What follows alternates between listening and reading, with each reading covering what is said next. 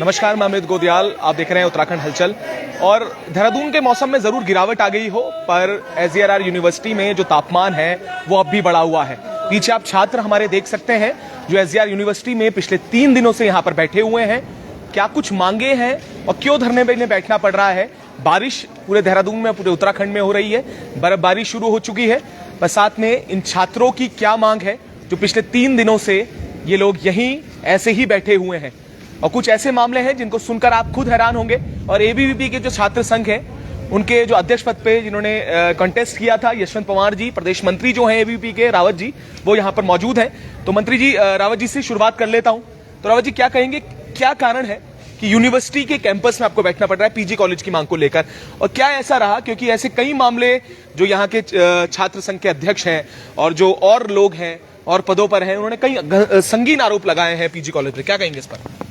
जी, ये सिर्फ PG college से जुड़े मामले नहीं है, हमने विश्वविद्यालय के लिए मांगे उठाई है। मुख्य रूप से जो हमारा आंदोलन है एसजीआरआर यूनिवर्सिटी की विषयों को लेकर है। पीजी कॉलेज की हमारी सिर्फ एक मांग है कि जो संपत्तियों का बंटवारा पीजी कॉलेज और विश्वविद्यालय के बीच में हुआ था वो पूर्ण रूप से हो जाए। जो हॉस्टल इन्होंने पीजी कॉलेज का एक्वायर किया है वो हॉस्टल ये तैयार करके दे दे। लेकिन उसके बाद जो हमारा विश्वविद्यालय के मुद्दे हैं, उसमें जैसे रीचेकिंग की फीस 2500 रुपए मांगी जाती है, तो उसको हम 500 करने की मांग कर रहे हैं। कोई बहुत बड़ी मांग नहीं है, लेकिन विश्वविद्यालय का रवैया अभी तक उस पर कोई भी सकारात्मक नहीं है। उसके बाद सिर्फ 2 कॉपी में आप रीचेकिंग करा सकते हैं, तो उसमें हम चाहते हैं कि सभी कॉपियों में रीचेकिंग होनी चाहिए।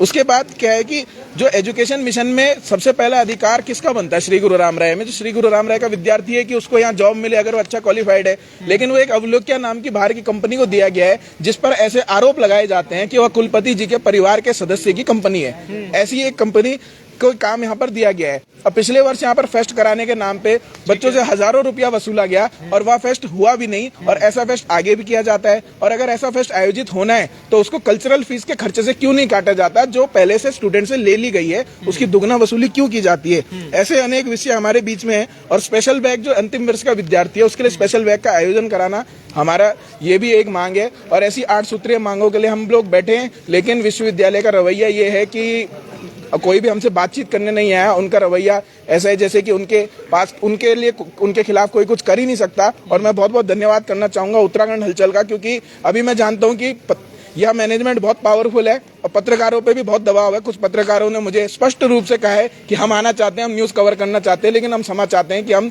न्यूज कवर नहीं कर सकते हैं। तो आपका मैं बहुत बहुत धन्यवाद करता हूँ कि आप यहाँ पर आए हैं, क्योंकि ऐसे जो तुगलकी रवैये वाला प्रशासन है, जो तुगलकी रवैये वाले कुलपति यहाँ पर बैठे हैं, ऐसे कुलपति को मुंह तोड़ जवाब देने के लिए आज अखिल भारतीय विद्यार्थी परिषद ने संपूर्ण विश्वविद्यालय में बहुत बड़ा प्रदर्शन किया और निरंतर 3 दिन से ये जारी है और ये आंदोलन जारी रहेगा जब तक यह सभी मांगे पूरी नहीं हो जाती।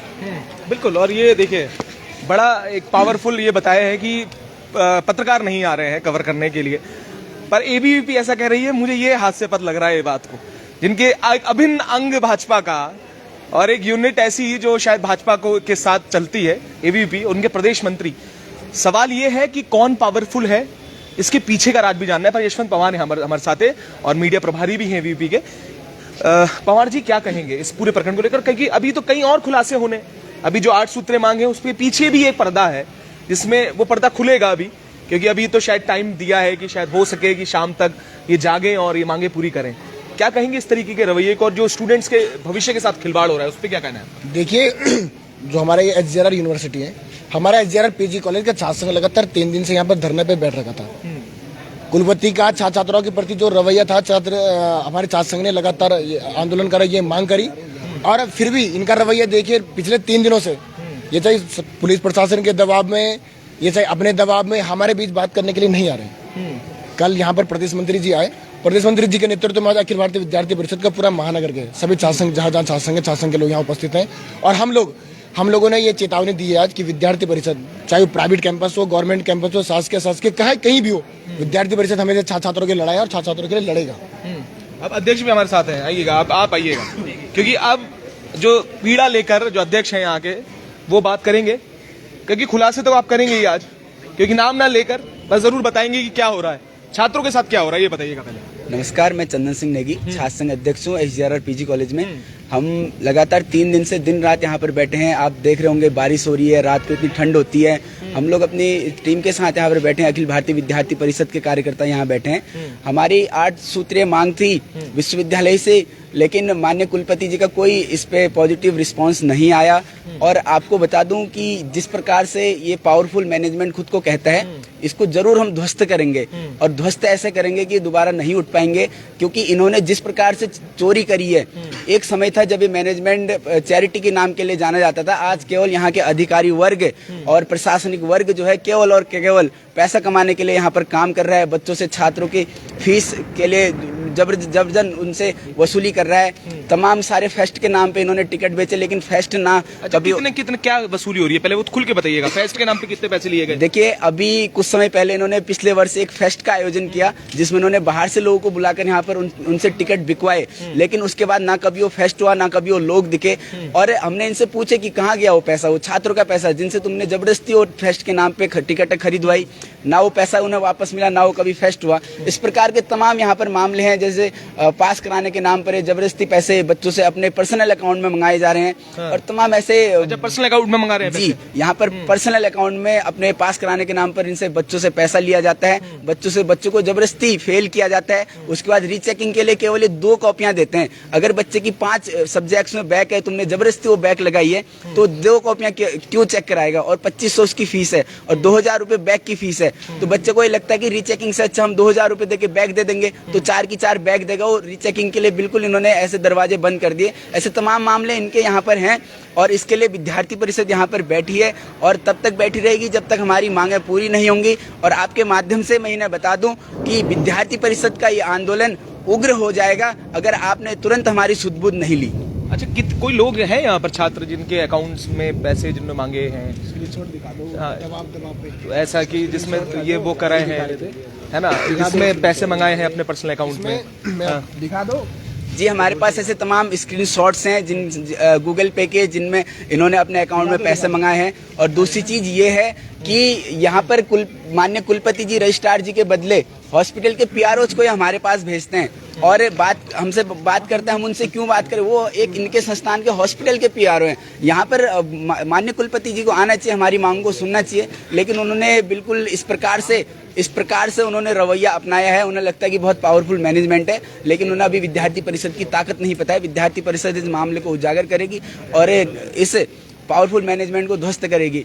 और माननीय पूज्य महाराज जी का नाम बदनामी करने का जो ये काम कर रहा है, जो ये प्रशासनिक वर्ग काम कर रहा है, मैं निंदा करता हूँ। मैं इस मैनेजमेंट से पढ़ा हूँ, मैंने स्कूलिंग यहाँ से की है, मैंने अपनी ग्रेजुएशन यहाँ से की है, लेकिन आज हमें देखने को मिलता है कि चैरिटी वाला ये मैनेजमेंट किस प्रकार से यहाँ पर दलाली कर रहा है, किस प्रकार से भ्रष्टाचार कर रहा है और छात्र की आवाज को दबाने का काम कर रहा है। ये बड़े सवाल है, अभी स्क्रीनशॉट तो देखेंगे ही, पर यशवंत भाई किस तरीके की हालात चल रहे हैं? पर्सनल अकाउंट में जो प्राइवेट अकाउंट है उसमें पैसे मंगाए जा रहे हैं और ये आरोप नहीं है, ये सिद्ध कर रहे हैं स्क्रीनशॉट जो बताने वाले हैं, अभी दिखाने वाले हैं। क्या हालात है यूनिवर्सिटी? चैनल के माध्यम से एक बार स्पष्ट कर दूं कि जितने भी टीचरों ने जिन स्टूडेंटों को यहाँ ग्रुप बना रखे हैं, परसों से उस ग्रुपों में मैसेज डाल दिया गया है कि यदि आप लोग इस आंदोलन में प्रतिभाग करते हैं तो आप लोगों को इस महाविद्यालय से निकाला दिया जाएगा। अभी आप लोग ग्रुप भी देख सकते हैं और प्रत्येक ग्रुप में ये मैसेज देख रहे हैं। इस कॉलेज का बच्चा दूर दूर तक यहाँ खड़ा नहीं हो पा रहा है क्योंकि उस बच्चे के इतना दबाव बना दिया गया उसके ऊपर कि आपके एक्सटर्नल इंटरनल में बैग लगा दी जाएगी, आपको इस कॉलेज से कैंपस से निकाल दिया जाएगा। तमाम दबाव के कारण वो छात्र हमारे बीच खड़ा नहीं हो पा रहे हैं, पर हम लोग एक पूरे सबूतों के साथ यहाँ पर खड़े हैं।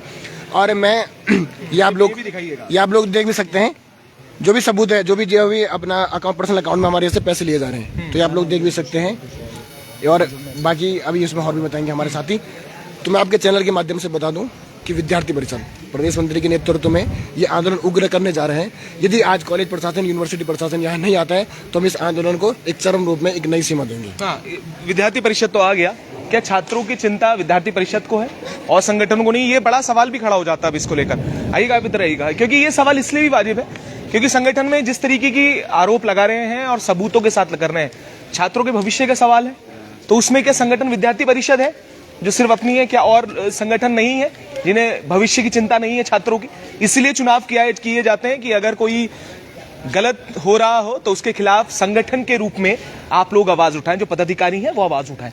तो और संगठन नहीं आए हैं ऐसा मुझे अजीब लग रहा है ये देखकर। देखिए, अब ये तो अन्य संगठन जाने कि वो केवल बोलते हैं कि हम छात्र हितों के लिए लड़ते हैं, परंतु मैं यही कहना चाहूंगा, विद्यार्थी परिषद जो कहती है वो करके भी दिखाती है। विद्यार्थी परिषद अगर कहती है कि हम छात्र छात्राओं के लिए निरंतर किसी भी रूप से खड़े रहेंगे, चाहे ठंड हो बारिश हो, तो प्रत्यक्ष को प्रमाण की आवश्यकता नहीं होती है। आप देख सकते हो कि किस परिदृश्य में हम विगत 3 दिनों से यहाँ पर बैठे हैं। हमारे आदरणीय प्रदेश मंत्री जी यहाँ पे, पूर्व छात्र संघ का संपूर्ण पैनल यहाँ पर संघर्ष कर रहा है और हमारी बहनें यहाँ पर बैठी हैं। आप देख सकते हैं कि कैसी स्थिति है, कड़ाके की ठंड में वो सब छात्र कितने त्रासद हैं इस पूरे प्रशासन के द्वारा। और मैं आपको ऐसी विभिन्न प्रकार की चीजें बताना चाहूंगा कि छात्रों को इतना दबाव बनाया गया है कि हम छात्रों से अगर ऊपर जाके उनकी मांगों को उनके सामने रखना चाह रहे हैं तो हमें वहां से धक्का देकर निकाला जा रहा है। गार्डों के द्वारा इस प्रकार का व्यवहार किया जा रहा है कि गेट बंद कर दिया जा रहा है। अगर हम इन बहनों के लिए भोजन मंगाने की कोशिश कर रहे हैं तो वो भोजन अंदर तक नहीं आ पा रहा है। इस प्रकार का दबाव हमारे साथ बन रहा है, निरंतर पुलिस प्रशासन के द्वारा दबाव बनाया जा रहा है। तो अब मजबूरन हमें विद्यार्थी परिषद के प्रत्येक कार्यकर्ताओं को यहाँ पे खड़ा करना पड़ रहा है। आप देख सकते हैं कि जो ड्रेस यहाँ पे दी जा रही है 8,500 रुपए की वो ड्रेस है और उसमें स्पोर्ट्स शू का पैसा लिया जा रहा है। तो वो स्पोर्ट्स शू क्या इन बच्चों को प्राप्त हो रहे हैं, इन विद्यार्थियों को प्राप्त हो रहे हैं? आप सोच सकते हैं कि ये ट्रस्ट इस उद्देश्य के साथ बना था कि यहाँ पे अच्छी शिक्षा मिल पाए। परम पूजनीय महाराज जी ये चाहते हैं कि यहाँ पे अच्छी शिक्षा मिले और जो भी ये ट्रस्ट है वो अपनी चैरिटी के लिए जाना जाता है। तो क्या वो अपने उद्देश्य की पूर्ति कर रहे हैं? क्या जो ये नीचे बैठे हुए चोर लोग उस उद्देश्य की पूर्ति को पूरा होने दे रहे हैं? महाराज जी को इस विषय का संज्ञान लेना पड़ेगा। और आप देख सकते हैं कि वो स्पोर्ट्स शू का पैसा कहाँ गया जो इन विद्यार्थियों ने दिया है। कोई सामान्य परिवार का बच्चा अगर यहाँ पे आके अपनी शिक्षा ग्रहण कर रहा है, क्या वो ड्रेस अपनी छोटी बहन को नहीं दे सकता? आपने क्यों कंपलसरी कराया कि 8,500 रुपए की ड्रेस आप यहीं से लेंगे? क्या वो छात्र अपने छोटे भाई को वो अपनी ड्रेस नहीं दे सकता? पहाड़ के सुदूरवर्ती क्षेत्रों से यहाँ पे बच्चा शिक्षा ग्रहण करने आ रहा है और इस मनोयोग से आ रहा है कि वहाँ पे अच्छी शिक्षा हमें मिल पाएगी। क्या वो शिक्षा उनको मिल पा रही है या वो बच्चा यहाँ पे आके फंस चुका है, वो त्रास हो चुका है और एक आशा की नजरों से विद्यार्थी परिषद की तरफ देख रहा है? और उन्हीं आशाओं को लेकर हम यहाँ पे जुटे हैं और हम ये आपके माध्यम से कहना चाहेंगे कि आखिरी सांस तक हम लड़ेंगे और अपनी मांगों को पूरा करके हटेंगे। और ये तो तय बात है कि अगर प्रदेश में सबसे बड़ा माफिया वो शिक्षा माफिया है। पर मैं खुद SGRR में पढ़ा हुआ हूं तो मुझे मालूम है कि उनका उद्देश्य यही रहता था कि किस तरीके से शिक्षा को सब घरों तक पहुंचाया जाए, हर वर्ग इसे पढ़ सके, पढ़ाई कर सके और आगे बढ़ सके। गोविंद है और DAV से लेकर तमाम मुद्दों पर खड़े रहते हैं और आज भी खड़े हैं। सवाल DAV का भी मैं करूंगा, वो बाउंड्रीज की बात जो हुई थी वो भी आज तक पूरी नहीं हो पाई। आप उस दिन भी थे और आज भी मैं पूछूंगा कि आज ड्रेस के ऊपर बात हुई है, आज बात हुई है बैक फॉर्म के ऊपर, आज बात हुई है जो ये सारी चीजों के ऊपर, इस पर क्या कहेंगे हम? देखिए, ये जो महाविद्यालय है, विश्वविद्यालय, सॉरी माफी चाहूँगा, ये विश्वविद्यालय जो SGRR की जो चैरिटी है उनके द्वारा इसलिए बनाई गई थी कि यहाँ पे गरीब बच्चा आए और पढ़े। लेकिन आज जो हम देख पा रहे हैं यहाँ केवल और केवल दलाली चल रही है और इतनी चल रही है कि जिसकी कोई सीमा नहीं है। यहाँ पे जैसा कि छात्र संघ महासचिव नीरज रतूड़ी जी ने बताया कि 8,000 रुपए यहाँ पे जो ड्रेस के नाम पे लिए जा रहे हैं, ये सरेआम सीधे दलाली चल रही है और छात्रों से लूटा जा रहा है, छात्रों से लूटा जा रहा है पैसा। छात्रों के अभिभावक कट्टे भर भर के इन लोगों को पैसे दे रहे हैं और उसके बावजूद भी ये लोग सुध नहीं ले पा रहे हैं और बिल्कुल इन्होंने यहाँ पे हिटलर शाही रवैया बना रखा है। बिल्कुल, मातृशक्ति यहाँ पर, मातृशक्ति भी बात कर लेते हैं क्योंकि कोई भी आंदोलन मातृशक्ति के बिना अधूरा रहता है और जब युवाओं की बात होंगी तो जरूर बढ़ चढ़कर मातृशक्ति ने हमेशा से हिस्सा लिया और आज इस आंदोलन में भी ये तस्वीरें साफ दिखाई देती है। पीछे जब आप देखेंगे तो तस्वीरें वो दिखाई देंगी कि मातृशक्ति का जो योगदान है इस आंदोलन में भी है। और आंदोलन में क्या कहूँ, इस प्रदेश में ये एक नियम हो चला है, अपनी सही मांगों को अपनाने के लिए सड़कों पर जरूर उतरना पड़ता है, बैठना पड़ता है। क्या कहेंगी मैडम, इस पूरे जो ये चल रहा है यूनिवर्सिटी में, जो मांगे हैं, चाहे बैग की हो, चाहे जो भी ये सारी चीजें चल रही हैं, चाहे अकाउंट में पैसे मंगाने की हो, कितनी सही है और क्या क्या होगा भविष्य? जब जहां से बुनियाद खड़ी होनी है बुनियाद ही अच्छी हो जाए तो क्या भविष्य होगा?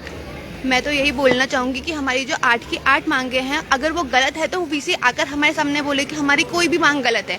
हम यहाँ पिछले 2 दिन 2 रातों से खड़े हैं। आप मौसम भी देख सकते हैं कि मौसम दिन पर दिन खराब होता जा रहा है। ये मतलब एक समस्या बन सकती है कि हमें से किसी की भी तबीयत खराब हो सकती है, बट उन्हें कोई फर्क ही नहीं पड़ता इन चीज़ों से। अगर वो खुद को एक गुरु बोलते हैं, एक गुरुजन बोलते हैं, क्योंकि हमारे यहाँ एक वो मुहावरा है, गुरुर ब्रह्मा गुरुर विष्णु गुरुर देवो महेश्वरा गुरु साक्षात परिब्रह्मा तस्मै श्री गुरुवे नमः। यानी गुरु जो है उनको सबसे बड़ा माना गया, सर्वोच्च पद दिया गया है। तो मैं तो यही बोलना चाहूंगी कि अगर उन्हें इतनी ही चिंता है तो वह आकर हमारे सामने बताएं और हमारी मांगों को पूरा करें। बिल्कुल, मांगों को पूरा करें और आगे आए VC और कोई लोग और साथी कुछ बोलना चाहें इसमें, क्योंकि सबकी जो पीड़ा है वो यही है कि आज जो मांग है वो पूरी हो जाए। और ये ठीक है, आप अपना परिचय भी दे दीजिएगा। जिसमें पार्थ जुएल, पूर्व छात्र संघ अध्यक्ष SGRR। आपने अभी इन सभी से वार्ता की, तो मैं यही कहना चाहूंगा कि मुझे यकीन नहीं था कि हमारे कुलपति महोदय इतने निर्मोही होंगे, क्योंकि हम जब छोटे में शिक्षा ग्रहण करते थे, बचपन में विद्यालयों में पढ़ते थे, हमने एक ही चीज सीखी थी कि गुरु एक पिता समान होते हैं, माता समान होते हैं, क्योंकि गुरु ही हमारा प्रथम शिक्षक होता है। तो गुरु से ही हम बचपन में सब कुछ चीजें सीखते हैं। लेकिन जब इस विश्वविद्यालय में 2 दिनों से और आज तीसरा दिन लगातार ठंड में दिन रात हम यहीं पर बैठे हैं, अपने घर नहीं जा रहे हैं। अभी मैंने एक छोटी बहन को देखा, वो भी 2 रातों से हमारे साथ यहाँ बैठी है। आक्षिमल अभी वर्तमान में हमारी विश्वविद्यालय प्रतिनिधि है। वो बहन अपने घर से अपनी बूढ़ी दादी से खाना बनवा के रोज हमारे यहाँ ला रही है और पत्थर में हमें यहाँ पे सर्व कर रही है। मैं यही कहना चाहूंगा कि अगर कुलपति महोदय हमारे पिता हैं तो हम सभी छात्र छात्राएं जितने भी यहाँ बैठे अनाथ होना पसंद करेंगे, क्योंकि इतने निर्मोही अपने बच्चों को लेकर, अपने छात्र छात्राओं की मांगों को लेकर मैंने ऐसे पिता, ऐसे गुरु कभी नहीं देखे। और मैं आप सभी को बताना चाहूंगा कि हम SGR महाविद्यालय का पूर्व छात्र संघ अध्यक्ष हूँ, तो हमारे महाविद्यालय से अगर कोई छात्र BA कोर्स करता है, BSc कोर्स करता है, तो उसकी पूरी 3 साल की फीस 8 से 10 हजार रुपए लगती है। लेकिन परंतु हमारे यहाँ MA MSc में सारे कोर्स नहीं है, जो पहले 2016-17 में थे। जब से हमारी यूनिवर्सिटी बनी, विश्वविद्यालय बना, हमने भी सहयोग प्रदान किया एवं सारे कोर्स MA MSc के यहाँ भेजे गए, विश्वविद्यालय में लेके गए। और हर वर्ष पूर्व छात्र संघ हमारा मिलकर, सभी छात्र छात्राएं मिलकर बढ़ चढ़कर एडमिशन में यहाँ हिस्सा लेते हैं, यहाँ एडमिशन करवाते हैं। लेकिन वही छात्र जब अपना MA करने, पॉलिटिकल साइंस हो या हिस्ट्री हो, यहाँ आता है तो उसकी ट्यूशन फीस में 60 से 70 हजार रुपये उसकी फीस है। जो बच्चा मध्यम वर्गीय, निम्न वर्गीय परिवार का बच्चा अपने 8 हजार में BA कर रहा है, उसको वहाँ 60 हजार रुपये MA MSc में देने पड़ते हैं।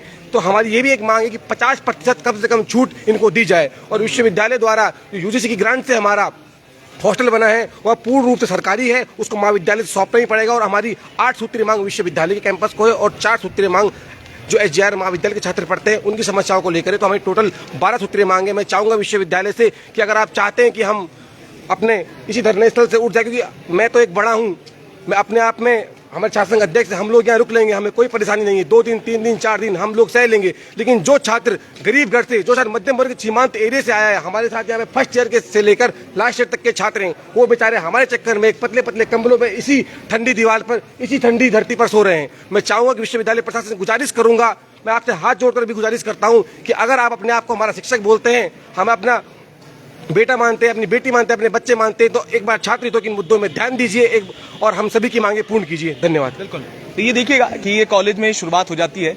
और ये उदाहरण ये भी है कि बेरोजगार संघ भी आपने देखा होगा कि जब वो आगे जाते हैं परीक्षाओं के लिए, तो यहाँ से पूरी वो कहानी लिख दी जाती है, किस तरीके से रहने वाला है युवाओं का भविष्य। और ये जो 12 सूत्रीय मांगों की बात कर रहे हैं, क्या ये पूरी होगी और क्या VC जो है इस पर जो पूरी मांग है उसको समझेंगे, और जो 5000 को लेकर जो बात कह रहे हैं, जो आरोप लगाए हैं, जो स्क्रीनशॉट की बात कह रहे हैं, कब तक इस पर निवारण होगा ये भी देखने वाली बात होगी। और हम भी आपको अपडेट करेंगे कि आगे क्या होगा। और ये तीसरा दिन इनका है और आज क्या ये मांगे पूरी होंगी या आज ये धरना ऐसी जारी रहेगा, ये भी देखने वाली बात होगी। हम भी अपडेट करते रहेंगे, तब तक जुड़े रहिएगा और देखते रहिएगा उत्तराखंड हलचल।